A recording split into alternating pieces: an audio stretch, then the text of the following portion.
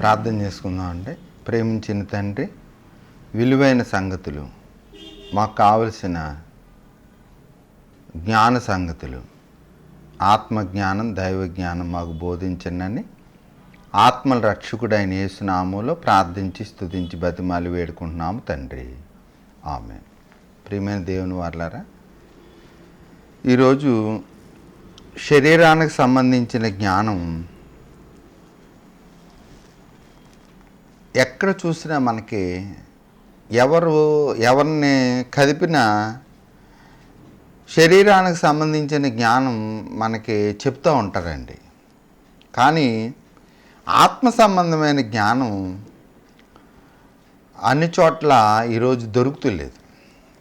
దానికి కారణం ఏంటంటే, శరీర సంబంధమైన జ్ఞానం మీద మనుషులు ఎక్కువ ఆలోచన పెట్టారు. ఆత్మ సంబంధమైన జ్ఞానం అంటే దైవికమైన జ్ఞానం మీద మనుషులు ఏం చేయలేకపోతున్నారంటే దాన్ని ఆలోచించలేకపోతున్నారు.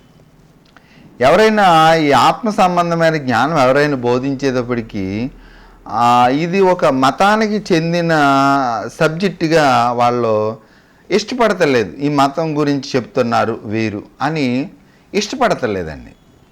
కానీ ఇది మతానికి సంబంధించిన జ్ఞానం కాదని మన పూర్వీకులు చాలామంది దీన్ని ఆలోచన చేస్తూ ఈ జ్ఞానం గురించి వాళ్ళు ఎలా మాట్లాడుతున్నారంటే, అపోస్తుల కార్యాలు చేశారు. అపోస్తుల కార్యాల్లో ఒక మంచి సంగతి దేవుడు అక్కడ రాయిస్తున్నాడండి. అపోస్తుల కార్యాలు 27వ అధ్యాయము, పరిశుద్ధ గ్రంథాన్ని మీరు తెరిచినట్లయితే 27వ అధ్యాయము 34వ వచనంలో మాట రాస్తాడండి. తెల్లవారుచుండగా పౌలు 14 దినముల నుండి మీరేమీ పుచ్చుకోలేదు. అంటే 14 దినాల నుంచి వాళ్ళందరూ ప్రయాణంలో ఉన్నారు. ఆ ప్రయాణంలో ప్రమాదంలో ఉన్నారు.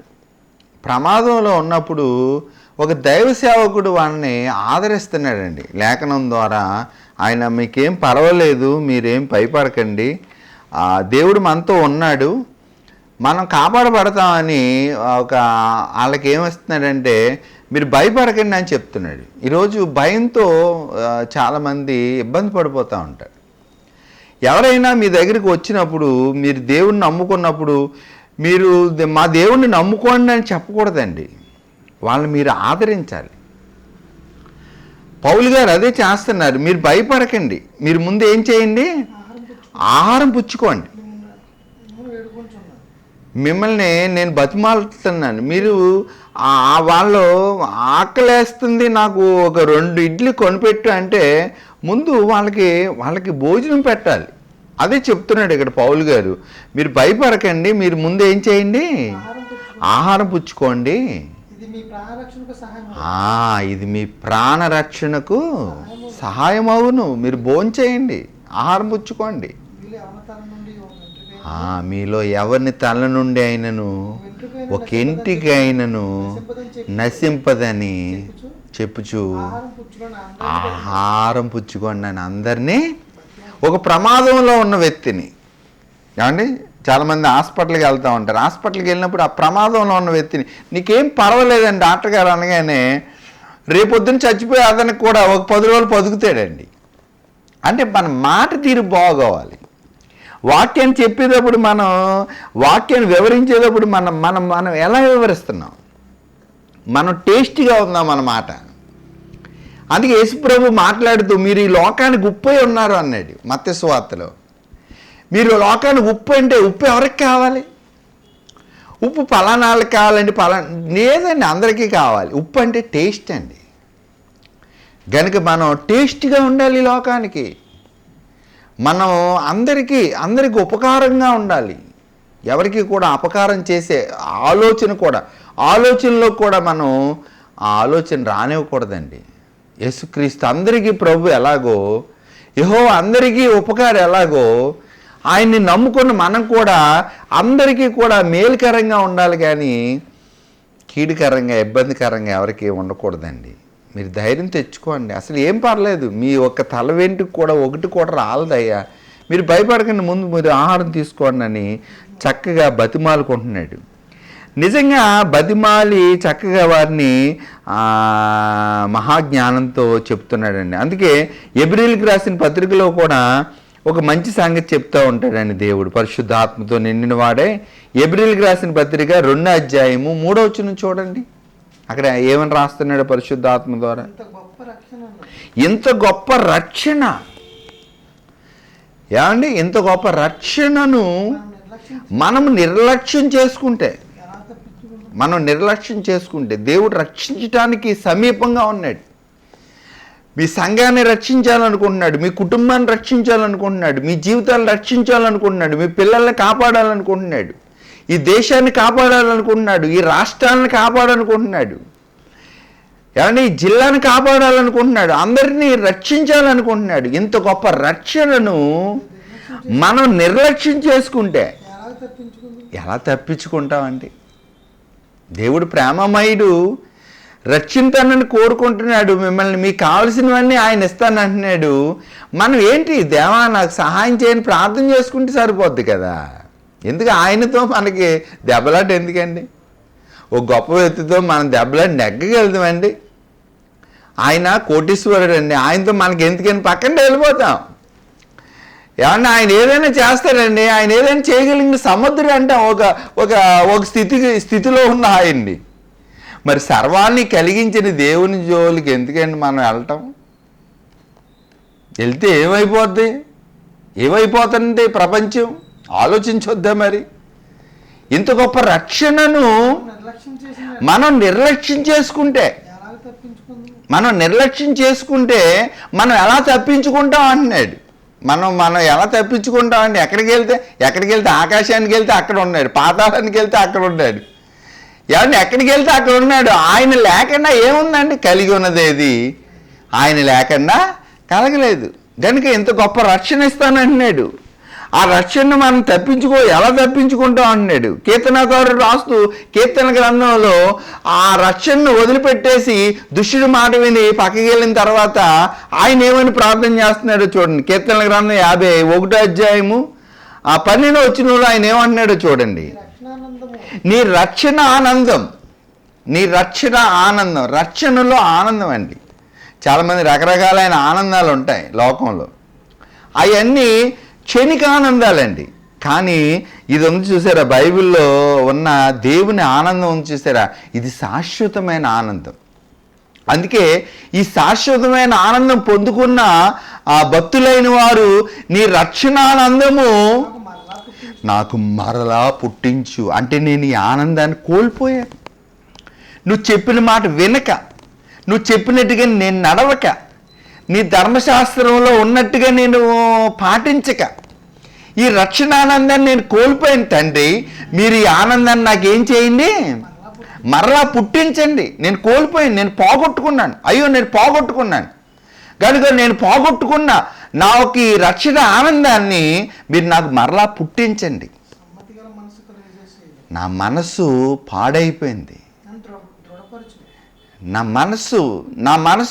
ఆలోచనలు, నా తలంపులు, నా ఉద్దేశాలన్నీ పాడు చేసుకున్నాను. ఈరోజు పాడు చేసుకున్నావు సోదరా, పాడు చేసుకున్నావు సోదరి. ఇదే అనుకూల సమయం, నేడే రక్షణ దినం. కనుక ఇంత గొప్ప రక్షణని మనం ఏం చేసుకోకూడదండి, నిర్లక్ష్యం చేసుకోకూడదు, పోగొట్టుకోకూడదు. పోగొట్టుకుంటే మనం దాన్ని పొందుకోలేమండి. నిజంగా ఎంతో గొప్ప రక్షణ అండి ఇది. అందుకే చూడండి, అపోస్తలుల కార్యాలు 16వ అధ్యాయము 33వ వచనం. అపోస్తలుల కార్యాలు 16వ అధ్యాయం 33వ వచనంలో నిజంగా ఎంత చక్కగా మాట్లాడుతున్నారు చూడండి. రాత్రి గడియలోనే అతడు వారు తీసుకుని వచ్చి వారి గాయములు కడిగి అడుగుతున్నాడండి. ఏమని అడుగుతున్నాడు కదా, అయ్యలారా ఈ రక్షణ పొందటానికి నేనేం చేయాలి? ఎంత గొప్ప రక్షణ పొందటానికి నేనేం చేయాలి? అమ్మా, నువ్వు చర్చికి వెళ్తున్నావా? నీ పరిస్థితులు ఎలా ఉన్నాయి? అయి కాదు, నువ్వు రక్షణ పొందావా? ఈ రక్షణానందం నీకు లభించిందా? ఈ రక్షణలో నువ్వు ఆనందిస్తున్నావు. అపోస్తుల కార్యాలు 8వ అధ్యాయము 38, 39 వచ్చినారండి. వారు త్రోవలో వెలుచుండగా నీళ్ళున్న ఒక చోటకు వచ్చినప్పుడు సంభాషణ అలా జరుగుతూ ఉంది. ఏంటి, నన్ను ఇలా దేవుడు ఎందుకు పుట్టించాడు, నన్ను ఇలా దేవుడు ఎందుకు తయారు చేశాడు, ఎన్నో డౌట్లు అడుగుతూ ఉన్నాడు. అలా సంభాషణ జరుగుతూ ఉంది. అలా నీళ్ళున్న ఒక చోటకు వచ్చినప్పుడు నపుంసకుడు, ఇదిగో నీళ్లు, నాకు బాప్తిసం ఇవ్వటానికి ఆటంకం ఏంటి? నాకు తెలిసిపోయిన సబ్జెక్టు. రథం నిలపండి, నాకు బాప్తిసం ఇవ్వండి, ఇంత గొప్ప రక్షణ నాకు కావాలి అని రథం నిలిపి నీళ్ళ దగ్గర తీసుకుని ఆ నీళ్ళలోకి దిగి ఏం పొందాడండి? పిలుపు నపుంసకుడు ఇద్దరు నీళ్ళలో దిగిరి. అంతటా పిలుపు అతనికి బాప్తిసం ఇచ్చెను. వారు నీళ్ళలో నుండి ఎక్కడికి వచ్చారండి? వెడలు వచ్చినప్పుడు ప్రభు ఆత్మ పిలుపుని ఇంక అయిపోయింది, డ్యూటీ అయిపోయింది. నపుంసకుడు దేంతో వెళ్తున్నాడండి? ఈ సంతోషం మీకు కావాలా? అమ్మ, నువ్వు దేని యందు ఆనందిస్తున్నావు? అయ్యా, నువ్వు దేని యందు ఆనందిస్తున్నావు? ఈ రక్షణలో ఆనందిస్తున్నావా? యేసుక్రీస్తుని ప్రభువునిగా రక్షకునిగా స్వీకరించావా? ఇంకా దేని గురించి నువ్వు ఆలోచిస్తున్నావు? ఇదే అనుకూల సమయం, నేడే రక్షణ దినం. ఆయన తలుపు యొద్ద నిలుచుండి తట్టుచున్నాడు. నేను నీకోసం నా ప్రాణాన్ని, నా సమస్తాన్ని కోల్పోయాను. నువ్వు చేసిన పాపాల కోసం నేను శిక్ష అనుభవించాను. నువ్వు చేసిన ఘోరాల కోసం నేను అనుభవించిన నీ ప్రాణప్రియుణ్ణి. నన్ను నువ్వేమని అర్థం చేసుకుంటున్నావు? ఈ రాజు, నీ ప్రభు, నీ సౌందర్యం కోరుచున్నాడు, నీకు రక్షణ ఇవ్వాలని కోరుతున్నాడు, నిన్ను ఆనంద పెట్టాలని చూస్తున్నాడు, నిన్ను సంతోషపెట్టాలని చూస్తున్నాడు. నువ్వు ఆయన్ని నీ ప్రభువునిగా, నీ సొంత రక్షకునిగా అంగీకరిస్తే ఈ ఆనందానికి అరుదులు లేవండి. ఈ ఆనందానికి అడ్డులు లేవు. ఈ ఆనందానికి నువ్వు వెలపెట్టుకొనిక్కునేది కాదు. ఈ ఆనందం ఇక్కడ అక్కడ ఇహపరముల ఆనందం. నోవహు వారు తయారు చేశాడు. జనులారా రండి, రక్షణ పొందండి అని పిలిచాడు. అలాగే ఈరోజు సంఘంలోనికి రమ్మని లోకంలో ఉన్న మనుషులందరినీ దేవుడు పిలుస్తున్నాడు. అయ్యా రండి, ఇంత గొప్ప రక్షణను మీరు స్వీకరించండి అని పిలుస్తున్నాడు. ఆయన్ని ప్రభువునిగా రక్షకునిగా స్వీకరిస్తే ఇంత గొప్ప ఆనందం మీకు ఎక్కడా దొరకదండి. ఇదే అనుకూల సమయము, నేడే రక్షణ దినం. ప్రేమించిన తండ్రి, ఇంత గొప్ప రక్షణ నాయనా ప్రజలందరూ